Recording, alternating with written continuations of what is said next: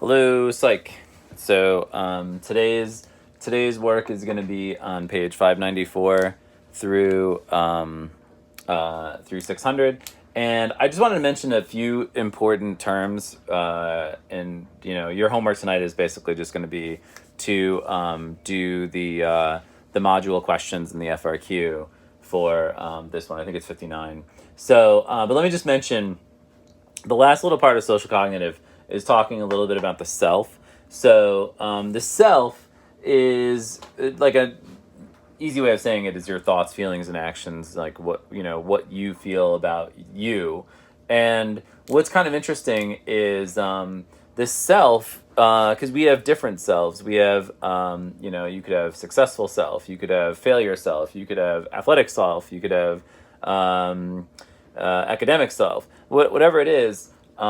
They can all be very motivating for you, especially failure self. And failure self, some people use that as like a driving force to motivate them to do a particular activity. I would kind of highlight the self as very much a social cognitive perspective idea. Okay. It also mentions the spotlight effect, which is something that if you focus on it, it's one of the most interesting things in the world. The spotlight effect is you think everybody's looking at you. Like let's say you have like a huge pimple, or you're wearing you got a new haircut and you don't really like it that much, or you got like these new shoes. I can picture myself when I was really young and thinking about this, I don't want to go to school because I'm going to be embarrassed by, my, bad shoes or bad haircut or whatever. And the funny thing is, nobody cares. Like, no one is looking at you. I think they did a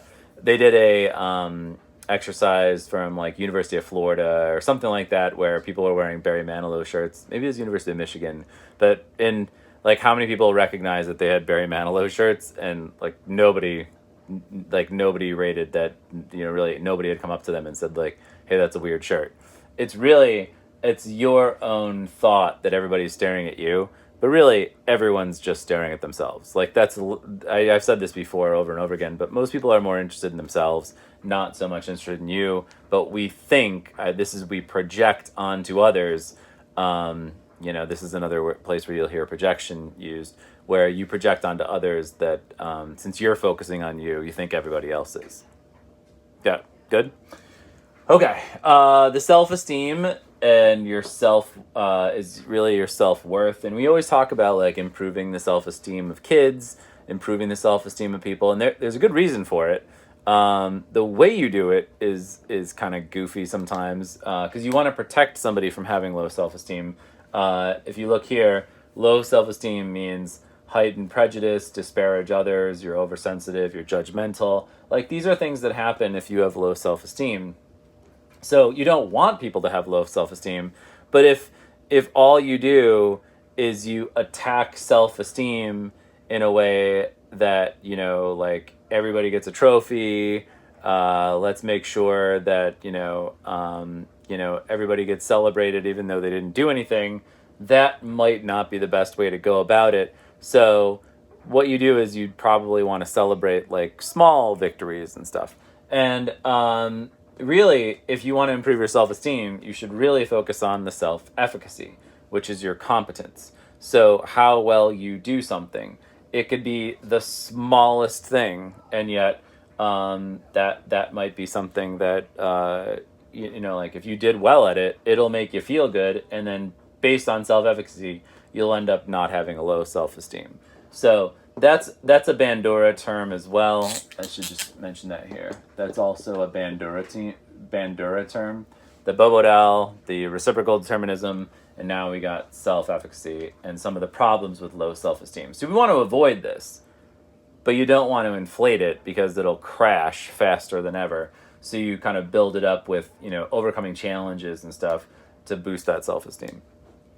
Okay, this self-serving bias is, okay, so it says readiness to perceive ourselves favorably. It's why if you gave a survey and said, what percentage are you, like percentage in the class? Like, are you in the top 50% or the bottom 50%? And like 90% of people will say they're in the top 50%. You know, most people see themselves as better than average. It's really very similar to the optimistic explanatory style. Every day. That's so funny that the dryer just went off again. But the optimistic explanatory style means that you give yourself way more credit for, you know, good things and not enough, you know, like less credit for bad things, which is healthy. And this is a very normal thing. Like, it's normal to perceive yourself favorably. But what happens is if you go too far, you end up with this idea of narcissism, which is extreme self love and self absorbed and, you know, like hard to. You know, if you are narcissistic, it can be a challenge to get people to like you. It's like really kind of an annoying personality to like be extreme self-love. It's like self-esteem gone awry, I think that's the way they describe narcissism. Um, so just kind of reel this in a little bit and be more, you know, like, sure, you can be optimistic explanatory style, but don't overdo it. I think that's the self-serving bias. Like, don't give yourself no credit for a bad thing, and don't give yourself too much credit for good things, because you can really go overboard with the self-serving bias. And then the last piece on personality is the effect of your culture. If you're an individualist culture, these are usually Western. If you are collectivist, it's Eastern. But however, this isn't like always the case. There's plenty of South American countries and Central American countries that I believe are collectivist. Individualist is like kind of the way that people in the United States are raised. You know, where we go, you know, if you said, what do you want to do when you grow older? And, you know, you ask a parent that, what do you want for your kid? And the parent says, you know, anything they want to be, you know, really whatever, you know, they're interested in, like go after your dreams and stuff. Whereas the collectivist culture is more interdependent, and you have more of the family self. Like that's more of your, you know, your family is part of you. It's hard to separate the person from their family. And so if something good happens, it's good for the entire family. If you do something bad, it's bad for the entire family. So that's the collectivist pattern. All right. So I'll post this, and then you guys can do the homework. Nice job. There's still a few of you that are kind of slow on the uptake with these things. So make sure you get them in every night, because there'll be homework due every night, except on weekends. All righty. See you soon.